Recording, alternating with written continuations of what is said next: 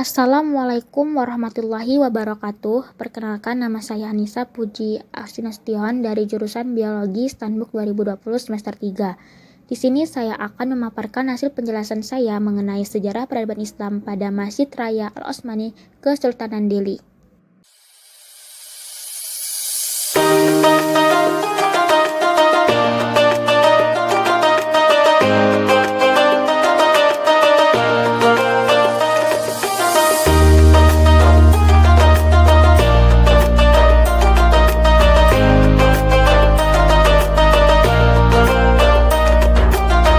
Apa itu Kesultanan Delhi? Kesultanan Delhi adalah kerajaan Islam yang berdiri di Tanah Delhi, sekarang lebih dikenal dengan Kota Medan dan Kabupaten Deli Serdang, Sumatera Utara. Kerajaan ini didirikan oleh Tuanku Panglima Gocah Pahlawan pada tahun 1632. Ketika itu masih di bawah Kerajaan Aceh. Pada abad ke-19 secara sah Kesultanan Delhi menjadi kerajaan independen setelah memisahkan diri dari Kerajaan Aceh dan Kerajaan Siak. Kejayaan Kesultanan Delhi masih tetap ada hingga kini, meskipun tidak lagi memiliki kekuatan politik setelah proklamasi kemerdekaan Indonesia. Lalu, bagaimana awal mula berdirinya Kesultanan Delhi? Awal mula berdirinya Kesultanan Delhi bermula pada saat Kerajaan Aceh melakukan perluasan wilayah di Sumatera Utara. Pada tahun 1632, Laksamana Gocah Pahlawan diutus untuk menjadi wakil Kerajaan Aceh di wilayah Aru. Seiring berjalannya waktu, ilmu peradaban Islam semakin pesat dan penduduk Muslim menjadi kalangan mayoritas. Salah satunya di daerah Batakaro, terdapat 4 raja yang telah masuk Islam, kemudian 4 raja tersebut mengangkat Laksamana Gocah Pahlawan sebagai Raja Delhi. Peristiwa ini menandai berdirinya Kesultanan Delhi yang resmi dipimpin oleh Gocah Pahlawan. Jika Kerajaan Delhi sudah berdiri dengan sangat lama, apakah ada konflik yang terjadi di dalam Kerajaan Kesultanan Delhi tersebut? Selama rentang waktu yang cukup panjang, kekuasaan Sultan Delhi mengalami pasang surut silih berganti. Pada awal abad ke-18 terjadi pergolakan antara keluarga Kesultanan Delhi setelah wafatnya Tuanku Panglima Paderap. Perpecahan ini dikarenakan adanya perebutan kekuasaan di antara 4 anak Tuanku Panglima Paderap. Setelah terjadi peperangan, Tuanku Panglima Pasutanlah yang akhirnya menjadi penguasa Kesultanan Delhi selanjutnya. Sedangkan Tuanku Umar Johan Alamsyah yang terusir dari Kesultanan Delhi pergi ke Serdang dan mendirikan Kesultanan Serdang. Sejak saat itu kerajaan ini mengalami perkembangan pesat dan makmur. Kemakmuran Kesultanan Delhi terdiri dari 2 aktivitas, yaitu aktivitas ekonomi dan aktivitas politik. Aktivitas ekonomi Labuhan Delhi sangat ramai, meliputi perdagangan seperti rempah-rempah, kelapa, kapas, dan padi. Setelah kerjasama dengan Belanda, hasil dari perkebunan tembakau mendominasi dan menjadi komoditi yang termasyhur di seluruh penjuru dunia. Sedangkan aktivitas politiknya berupa kebijakan yang dilakukan Kesultanan Delhi di Labuhan Delhi sangat menguntungkan masyarakat Melayu, dikarenakan hak istimewa guna lahan yang sangat berbeda dengan masyarakat selain Melayu. Setelah kerajaan Sultan Delhi berdiri sangat lama, apakah ada peninggalan yang saat ini masih utuh dari Kesultanan Delhi tersebut? Jika dilihat dari zaman modern saat ini, banyak sekali peninggalan dari Kesultanan Delhi. Salah satunya Masjid Raya Al-Osmani.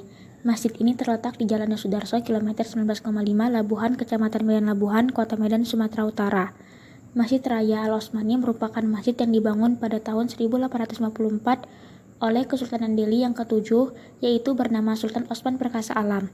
Diberi nama Masjid Raya Al-Osmani karena dilatar belakangi oleh nama pendirinya, yaitu Sultan Osman Perkasa Alam. Saat pertama dibangun, masjid ini sangat sederhana, terbuat dari kayu. Tujuan Sultan membangun masjid saat itu adalah untuk merajut hubungan silaturahim antara rakyat dengan kesultanan. Sultan juga menginginkan pembentukan mental masyarakat Melayu harus bersumber dari rumah ibadah, sehingga rumah ibadah dapat dijadikan sebagai sumber ilmu, pengetahuan, dan sumber merajut ukhuwah Islamiyah. Pada tahun 1870, pergantian Sultan Delhi ke-8 bernama Mahmud Ar-Rasyid melaksanakan pembangunan masjid secara permanen, yang diarsiteki oleh arsitek asal Jerman bernama J.D. Langeries. Jika dilihat secara menyeluruh, dari bangunan masjid ini memiliki perpaduan Timur Tengah, India, Spanyol, Melayu, dan Cina. Kombinasi dari kelima negara tersebut dapat dilihat pada pintu masjid yang berornamen Cina, ukirannya bernuansa India, dan arsitekturnya berornamen Timur Tengah dan Eropa. Sedangkan warna dari masjid tersebut berciri khas kuning keemasan yang merupakan warna kebanggaan suku Melayu. Warna tersebut menunjukkan kemegahan dan kemuliaan, lalu dipadu dengan warna hijau yang filosofinya menunjukkan keislaman. Pada saat ini, Masjid Raya Al-Osmani semakin berkembang dengan menambahkan sedikit bangunan di area belakang agar semakin luas. Sejarah yang paling epik dari bangunan tersebut adalah tempat wudhu. Tempat wudhunya terbuka dihiasi dengan tanaman dan air mancur. Pada ruangan utama terdapat kubah dengan ornamen berbentuk persegi 8 yang disebut dengan kubola, bercirikan arsitektur India dan dihiasi dengan lampu kristal berbentuk seperti air jatuh. Kaligrafi pada dinding masjid sudah jelas dibuat dengan ornamen Timur Tengah. Terdapat 4 buah pilar yang berbentuk segi 8. Lalu ada mihrab, mimbar, dan mimbar kedua yang disebut dengan dikbah. Mihrab berada di sisi barat dengan bentuk cekung dan kaligrafi berisikan ayat Al-Quran di bagian dalamnya. Adapun mimbar masjid terbuat dari kayu dan terbagi 3 bagian. Yang pertama, bagian bawah memiliki 2 buah anak tangga yang berukir bunga-bungaan, daun-daunan, dan selur-seluran. Bagian kedua merupakan bagian tengah terdiri dari 6 tiang bulat. Dan bagian ketiga terdiri dari bagian atas yang dihiasi dengan ukir-ukiran dan atap dari kayu dengan ornamen khas India yang sangat indah. Hingga kini, selain digunakan sebagai tempat beribadah, masjid ini juga dipakai sebagai tempat peringatan dan perayaan hari besar keagamaan dan tempat pemberangkatan menuju pemondokan jamaah haji yang berasal dari Medan Utara. Di masjid ini juga terdapat 5 makam Raja Delhi yang dikuburkan, yakni Tuanku Panglima Pasutan yang merupakan Raja Delhi keempat, Tuanku Panglima Gandar Wahid yang merupakan Raja Delhi kelima, Sultan Amaluddin Perkasa Alam yang merupakan Raja Delhi keenam, dan Sultan Osman Perkasa Alam serta Sultan Mahmud Perkasa. Sekian hasil penjelasan saya mengenai pembahasan sejarah peradaban Islam pada Masjid Raya Al-Osmani Kesultanan Delhi. Semoga dapat bermanfaat bagi kita semua. Jika ada kesalahan kata, saya mohon maaf. Wabillahi taufiq wal hidayah. Wassalamualaikum warahmatullahi wabarakatuh.